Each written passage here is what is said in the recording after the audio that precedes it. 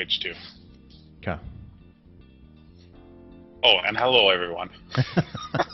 Yes. I'm the one that you don't see on the no picture of me. Right. You can hear Stefan, but you can't see him. I hear you. Like a ninja. Yeah. Although a lot of ninjas you don't hear because they're quiet. I hear you knocking, but you can't come in. All right. Got some good articles this week, man. All right. Good articles. We went up to that listing, that Stardust Ranch last night or Saturday night. Oh yeah? Yeah, we drove by there looking for aliens. Are you getting any action as far as buyers or anything like that? No. No. No, what's the price you put on an alien portal? Yeah, I know, right? That's a hard one to put a price on. I've sent your office, Judith, I think, and John, the links to the 2 episodes I did for the podcast. Okay. On that, so, and I sent it to John too, so hopefully he liked it. I did it justice. I think so. It's getting some good plays. Were they? Did we need their final approval on it or something? No. I anytime, especially in that kind of subject matter, I'd rather them have it, and that way they can see that I'm not plagiarizing or doing anything kind of suspicious with it. Right. Sent it to them, and they were supposed to send me some pictures because I wanted to put it on YouTube as well. Okay. They haven't done that yet, so I want to get some pictures from them, and then I'll put a collage of pictures together and make a video of it. And get it out there. The articles for today, so I can just kind of put it on my Facebook. Okay, so we're going to talk a few things here. Okay, home builders say federal loan limits shut out many buyers. We're going to talk about that. We're going to talk about there's a affordable housing development breaks ground in downtown Phoenix. Rosewood Court. Okay. We're going to talk about, because this is the week that was in real estate news, right? So we're going to talk about some zip codes or some areas in Arizona that are the most haunted zip codes. Since Halloween was last Monday. We're going to talk about how much more complicated the mortgage lending is now. Giving you a little bit of an insider's look. Yeah. And then we're going to give, another article here. Metro Phoenix is number 2 in the housing market. What? Let's not give it all away. Yeah, I know, right? No one has to stay tuned for the 22 minutes. I know. I just went over everything, didn't I? But I've got, I still got a lot of rounds in my chamber here. So I've got a lot of other things here to go over too. Some FHA stuff, some buyouts here. So I think that'll cover us.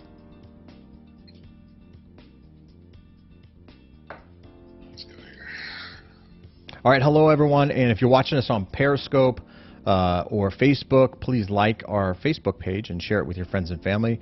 If you're watching us out there on Periscope, follow us. Follow me on Twitter. I appreciate that. If you're coming over from LinkedIn or whatever, welcome to the show. We do this each and every day, Monday through Friday at 9 a.m. Arizona time. We try to make that time. We're not always right on time, but we're really close to that. I like to be late, but so we're usually like 9:03. I'm Jayson Bates, and the person you hear in the background is Stefan Cotton of West USA. I'm invisible. He will appear soon. Oh. The suspense. Right. What's he wearing? Everyone wants to know what's Stefan wearing. Right. Okay, so I'm going to share some of the stuff out here. Most haunted zip codes. Development, affordable housing development. In Phoenix. Do you have the price points on those or no? Which ones? The Rosewood. Yeah, I do actually. Don't talk about them now. Let's not give it. Let's not give Well, away hang on. It doesn't really mention the price point actually. Okay. Well, we'll talk about it, and I'll make up numbers. Just kidding. Yours for only 80,000. No, the article doesn't say the price point. Just affordable housing. So I don't know if there's supplements there. Isn't there with most affordable housing? Aren't there government subsidies or something like that? Yeah, there are. We'll talk about that. Yeah.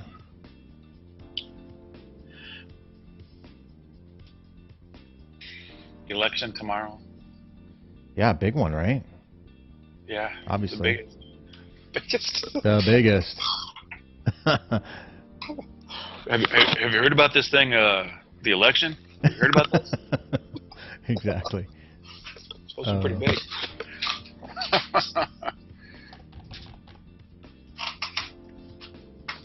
The thing I see says it starts in 3:48. Is that the live or is that? You're a little off. So I'm at 328, 327, 26, Oh, okay. 25. Yeah, probably because of a little delay. Yeah. All right. So we're only, what, 15 seconds or so delay? Yeah. That's pretty good. That's good. I like it. So we have a 15-second stop. Disconnect. Although, yeah. All right. 22 minutes. My wife was talking about like, are you guys going to talk about lending every day? I go, yeah, because it's important every day. She's like, okay. Well, that's what I was saying. If you can get the Cromford report. Yeah, I'll work on that. Because that'll the sexy part about real estate is the house, right? At least, I mean, the mortgage stuff is okay. Yeah, the HUD-1 settlement sheet's all right. but it's the kitchens. It's the kitchens that sell houses, not the settlement sheet. The rates keep you on your toes. Right. The termites. The termite report showing clear. Everyone loves that. But yeah, all right, this is a real estate. I'm doing something totally different, and no one's gonna know. You can see it now. Look at me. Yeah, no hat. Hey, no one can see that. Oh, goodness gracious! I am giving it away, aren't I? Behind the curtain. Whoopsie. Surprise, yeah. Shoot. All right. I mentioned Periscope to everybody out there on Facebook, and then I didn't put it on Periscope, so I'm doing that right now. Oh. Shame on me, but we're going to do it right now. We got 1:30 left. This is how we do it. Sing for our entertainment. Okay, I'm going to sing. Well, how much time do we have left? 1:22. Yeah, that was I don't like being put under pressure, but yeah, this is how we do it. This is how we do it. Monday morning, 9 a.m. This is how we do it. I don't even know how the original version goes. So. Oh yeah, Roseanne told me it's Friday night, but it's Monday morning. Hey, how was your wife's party? It was good. It was good times. We had a lot of friends and family there, and I think cooked about 40 or 50 hamburgers and 40 hot dogs and 12 brats. And so I had not all the food got eaten, so I had hamburgers and hot dogs yesterday. Nice. Yep. It was really fun.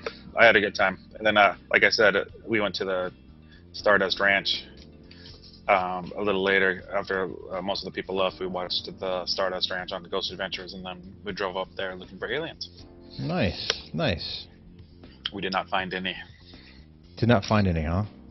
No, but we didn't stay that long. I had a feeling. I had a feeling that you'd have to stay a little longer, but it was like 1 or 2 in the morning. People were getting tired. Gotcha. Stardust Ranch. Stardust Ranch. That is a spooky place. All right, I think we're ready to go, man. You ready? I'm ready. All right, let's do this.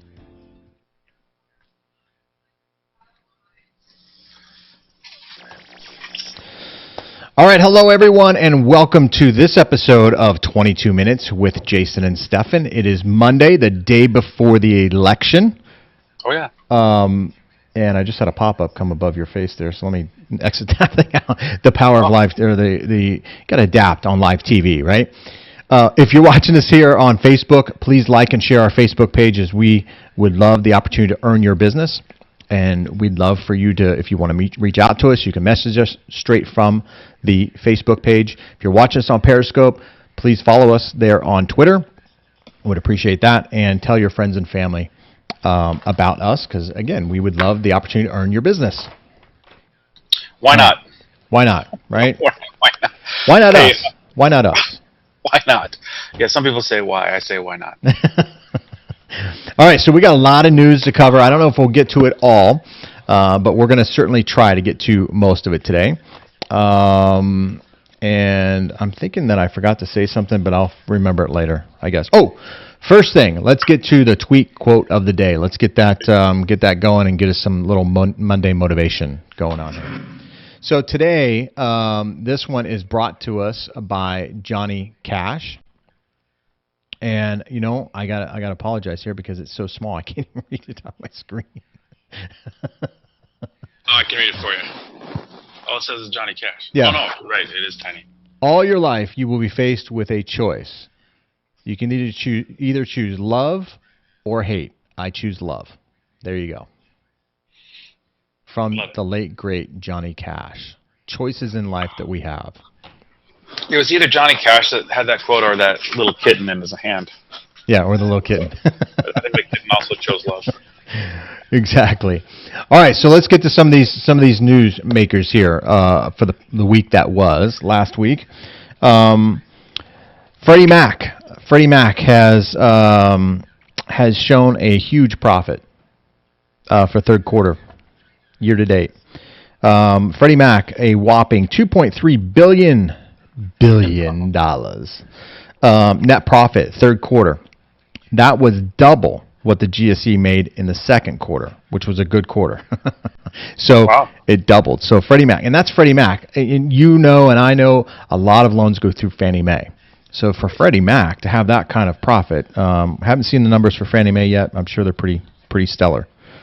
What's the quickly? And I'm going to throw you on the spot here. What's the difference? Fannie Mae and Freddie Mac, they're both two different markets, but how does one decide it goes over to Freddie Mac versus Fannie Mae? Well, the way that I've always, and good question, by the way, the way I've always kind of determined it, Fannie Mae is a little more asset-driven. Freddie Mac isn't. Freddie Mac would allow for non-occupying co-borrowers, where Fannie Mae wouldn't. Okay. Freddie Mac would allow when there were some, Home Possible and some of these other type of programs way back in the day. Freddie Mac had a distinction of having different programs that Fannie Mae didn't. So Freddie Mac seems to be a little more tolerant of VA loans than Fannie Mae. This is just of my experience. So there's quirky little differences, but really in today's environment, they're almost identical. So the 0% down DPA, down payment assistance programs, most of them maybe go over to Freddie Mac?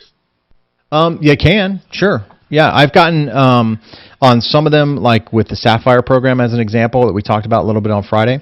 I've gotten those approvals on Freddie Mac where I'm not able to get those approvals on Fannie Mae. Right. So it sounds, so that's what I would say. Yeah. So I'm going to just correlate and take a huge leap of assumptions here. All right. Because VA I'll is catch 0% you, man. down. Yeah. And then Sapphire is like 0% down. So the fact that they did $2.3 billion, maybe they're doing a lot more DPAs. Could be. Yeah. That's just a show of the signs there. It could be. Absolutely. Yeah, it doesn't break it down as to what made up that portfolio or how they came to be with that profit. I think more importantly, I just don't think they're taking as many losses from loans that they originated 4 or 5 years ago either. Right. So what else we got here? Oh, Wells Fargo still making the news, not because of what you think with their debacle on their fees or whatever, but they're to pay $50 million over padded appraisal fees. So they are continuing to have some issues there. They were padding the appraisal fee and then pocketing the difference. So just so you guys all know, it's about $400 to $450 for an appraisal, right? Yeah. So if you're appraised, and here's the other thing, and I'm not throwing Wells under the bus or Chase or a B of A, any of those bigger ones, but here's what I've noticed when you, the consumer, use a lender like the larger ones. If I put a house under contract, we'll just call it 123 Main Street because that's easy. If I put a house under contract and I'm the buyer, the lenders, the big ones, Chase and Wells and B of A, they will order that appraisal before you even finish the inspection period. Yeah. They'll collect that credit card information and they'll run it, and then we have a 10-day inspection period. We back out because maybe there's too many things wrong and the seller's not going to help fix it, so we back out. But then because we use those lenders, we had to pay that $450 appraisal fee. Where I don't care what the house is worth, I'm not buying it anymore. So one of the things we do is we wait until after the inspection, make sure all the items we want done are getting done, and then we order that appraisal. Yeah. Just to save money in your pockets. Well, and not only that, but also as lenders, we can't on certain things that need to be done on appraisals, we can't charge it back to the consumer. So, re-inspections and some of these other things can't be recharged to the consumer. So. Right. We want to make sure the home is ready for an appraisal, because otherwise we eat some of those costs, and we're just not in the business of doing that. And I'll get to that story, because that is one of the stories here that we're going to do a little bit of comparison between 2006 and today in the lending world to give everybody a little perspective on what's happened. In the year 2006. The year 2006. Now, one good thing here, consumers continue to file less mortgage complaints, so that's dropping. Good. Fell by 9% third quarter from this year last year. So from 2015 third quarter to third quarter 2016, complaints have dropped by 9%, which is good. Well, TRID rolled out around then too, so yeah, exactly. There's a bunch of hiccups. I mean, if we want to talk about why, yes, 9% is great, but we rolled out a new system where the CDs closing disclosures come out for 3-day hold. Yeah. Some people weren't ready for that, so a lot of complaints. Well, and I think too, a lot of the bigger banks, we mentioned this last week, they're losing some market share.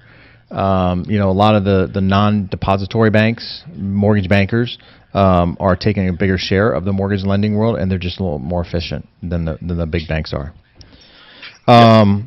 Homeownership crawls off the bottom, so we're still at a very, very low as a nation for home ownership. It says here, after hitting a lowest home ownership rate rate since records have been kept, there was a slight increase from third quarter last year.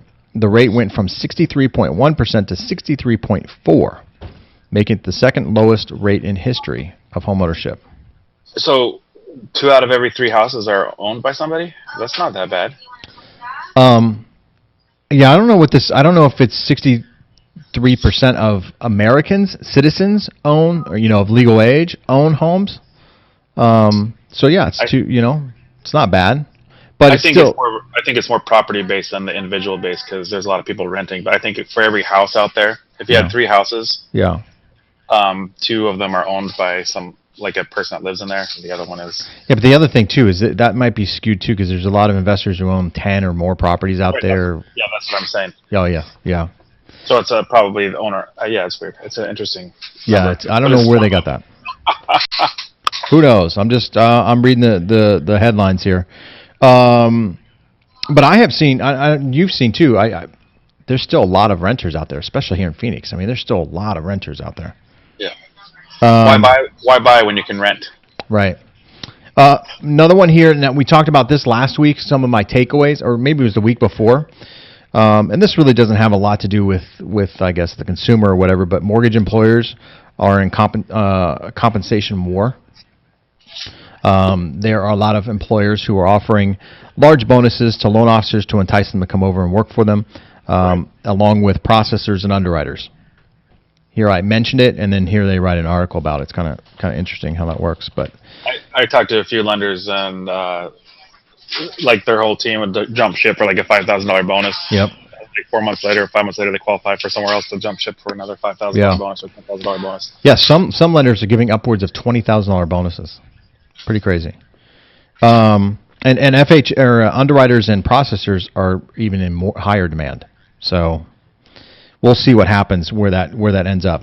The other thing that's coming out here, FHA is looking at the possibility of reducing the MIP to 0.55% instead of 0.85%. Right. So making it a little more affordable for homeowners. So what that means for everybody out here, if you're spending right now, you have a $200,000 house at 0.85, you're spending about $1,700 on this mortgage insurance. That would drop that $1,700 down to $1,100. Yeah. So an extra $50 a month going back into your pocket. So that's important. That's good, and then they're attributing that to the FHA, Federal Housing Administration, HUD, is turning a good profit. Therefore, they don't need this insurance policy as leverage against losses, potential losses. Which means too that we're doing a better job underwriting files. We're getting more qualified borrowers. People who are actually applying are more qualified. So. Well, and they're probably doing it better. Like even the buyers are smarter because they've seen what happened 10 years ago. So people that are jumping in want a house. So. Yep. Homebridge buying Prospect Mortgage. So we're still seeing some consolidation in the mortgage world. And Zillow turns a huge profit. And I thought that was kind of interesting because they announced, late last year, that they were condensing or reducing the size of or the number of realtors who could participate in their programs and going to charge more for the ones who are staying in, I think. I don't know if that's part of it or not, but I wasn't doing the show back then, so I'm not a big reader. Yeah. But yeah. They did announce that. They did announce that they were going to do fewer agents were going to be allowed to be on their platform and charge the ones that are on there more money to be on there. Okay, so this one here, home builders. Home builders say the federal loan limits shut out many buyers. And I've seen this here in Arizona. We got a little bit of a cheap short end of the stick, I guess, for lack of a better way of putting it. Our lending limit here in Maricopa County is $271,050. That means that your loan, in order to get an FHA loan, has to be equal to or less than $271,050. Then you qualify for an FHA loan. If you're trying to finance $300,000 as an example, you cannot get an FHA loan. You have to go. Well, you can. 288 or whatever is the highest, and you have to come out 11,000. No. What I'm saying is your loan amount. If you're trying to finance $300,000, you cannot get an FHA loan. Now, certainly, if you put $300,000 and you put the difference down to get it down to $271,000, absolutely, you can get an FHA loan.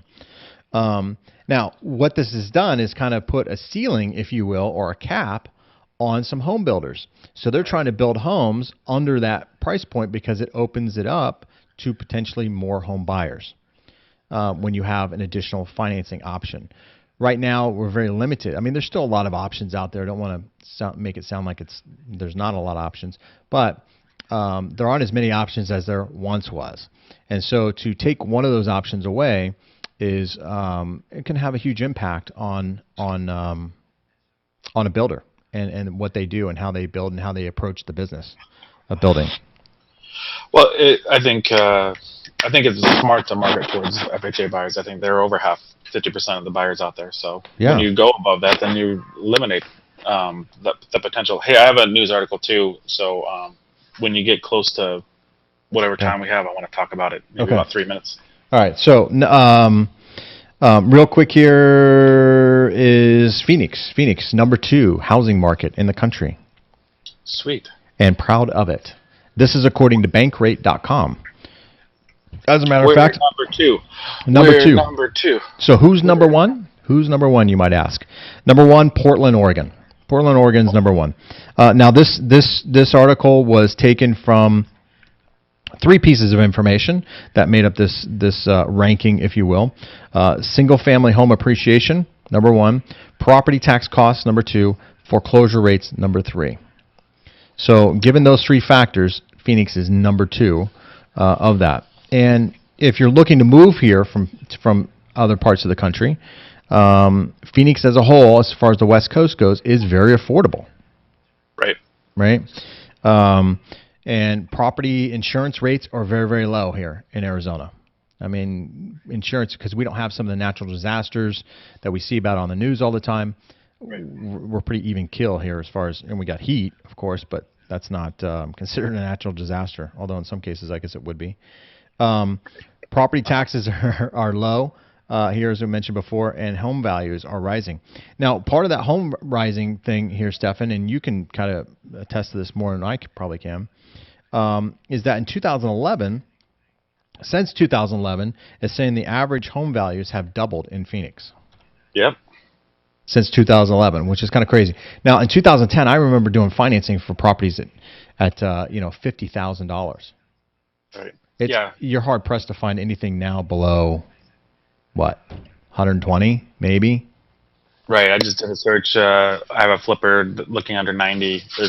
There's hardly anything. Yeah, And those are houses that aren't move-in ready. So when you're talking about doing a loan for somebody for 50, those are move-in ready-ish. right. Just to add to that, we did a thing for Avondale. So we have an investor over there, and they always ask, well, what did they pay for it? Like, Right. so the investor wants to know. I was like, well, they paid like $30 a square foot. This house is like 2,400 square feet, so they paid just just above $70,000, and now the house is worth like $80 a square foot. So so you made an extra, what is that, $100,000 right there, I think. Yeah. 80 times, yeah, they made well over $100,000 It's in that crazy. short And, term. and the one thing I haven't seen is I haven't seen a lot of buyers who purchased in 2011. I've gotten a couple that have called me back recently, but a lot of buyers aren't wanting to move every 4 years like they did back in the early 2000s. Right. They're staying put, and so that's interesting too. We'll see how that continues, or if that continues.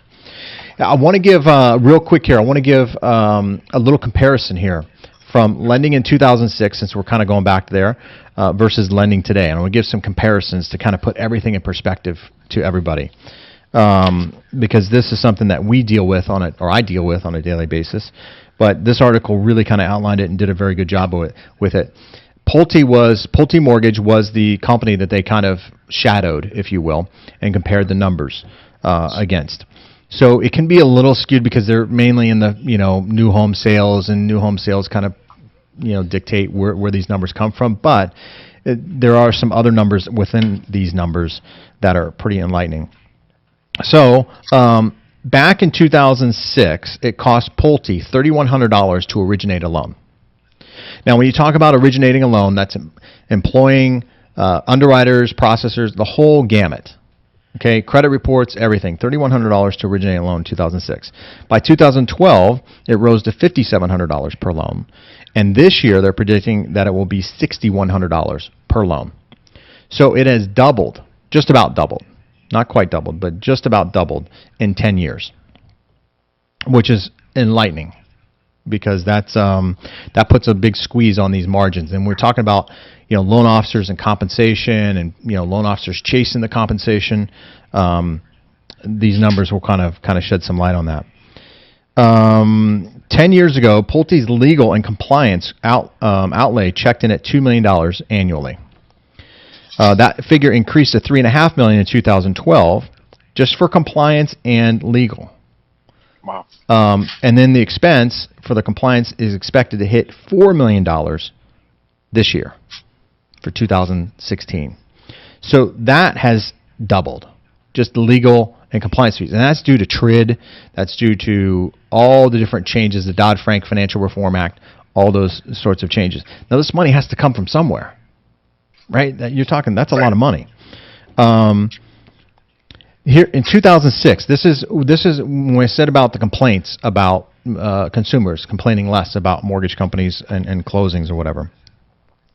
In 2006, Pulte's closings per employee was 39.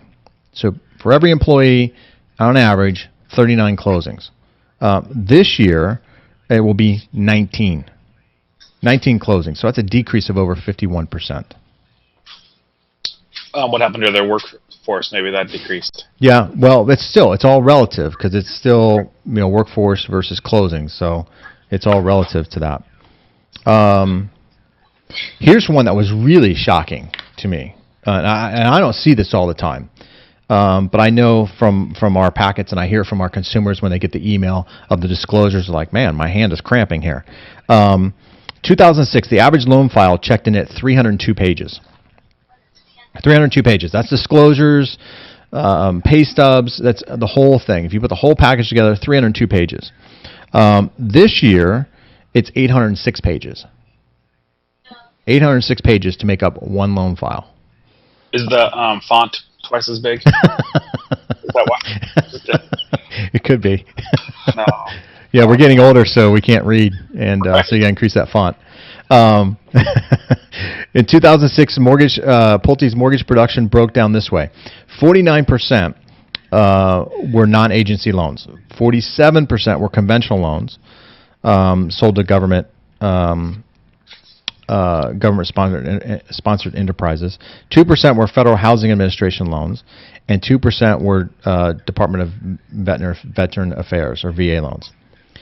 Today, 70% of loans, Pulte's loans that are originated, are conventional. 12% are VA, 11% are FHA, and 7% are non-agency. Okay. So a lot of deals have gone into the conventional market. Now, no wonder Freddie Mac is, pumping out, the kind of profits they're pumping out, right? We have programs within those constraints of conventional and FHA, but there are fewer non-agency type loans that are out there. Yeah, I think talking about the conventional, because the home prices for Pulte have gone up above that 271 that we were talking about too, right? Yep. That could be a factor. Okay, so that's it. I wanted to go over that. We'll just shed some light. So you've got the stage, man, when we're running out of time. So I want to talk really quickly about Facebook and HUD. Yeah. There's an article I read probably Thursday or Friday, that talked about how we in the Facebook Live or in the Facebook community, as realtors or any business owners, know that you can create a market, or you can create an audience for your advertising. Mm-hmm. That's why when somebody's shopping for shoes on like Google, we can kind of target towards them on Facebook. You're like, oh, these are the shoes I was looking for. Well, because there's this thing called fair housing. We know what it is, but you can't discriminate your property to race, creed, religious preference, sexual preference, right? But on Facebook, you can. Like, you can create an audience that is only men if you want it, or create some, that has, maybe they makes a specific amount of money, or you could actually do religion too. In the Facebook behind the curtain here. So the article was talking about how there might be a big backlash, or how there might be something as realtors or as lenders or something. There might be a big backlash from HUD on the Facebook marketing. I'm not sure what's going to happen, but I wanted to say it here first. That way, like 3 or 4 months from now or a year from now, we'll say, hey, we talked about it before it has even happened. Yeah. But even when you market, you have to be careful to include everybody, and Facebook allows us not to be that careful. Yeah, no, very good point. Very good point. I never even thought about that. We haven't even talked about that on our side, because you can, in Facebook ads and things like that, you can really segment or segregate, I guess, different, genders, age groups. I mean, you can do all sorts of things within that demographic to narrow your audience down and really target market your audience. And that could be a fair lending issue. We'll see. Yeah. We will see. Good point. All right, well, we're out of time now. So thank you for watching this episode of 22 Minutes with Jayson and Stefan. Really appreciate that. Please like and share our Facebook page, as we are doing this in an effort to earn your business. We don't want your business. We want to earn it. So please reach out to us. You can message us straight from Facebook there. If you're on Twitter, watching this on Twitter or Periscope, you can always hashtag 22MinutesAZ to reach out to us, and we would certainly love to respond and communicate with you that way as well. So I think that will wrap it up for us. You got anything else you want to add? No, that's pretty good. No, that's really good. We're good? All right. Other than it's No Shade November, so you can watch us grow. Yeah, No Shade November. It's a little, I don't know, I'm not in high definition quite, but you're a little thicker than I am right now. and in size, a little thicker here, too. Yeah, you are. Up here. All right, time to go. Cut. Right. All right. Take care, everyone. We will see you tomorrow at 9 a.m. Take care. Bye-bye. Thanks.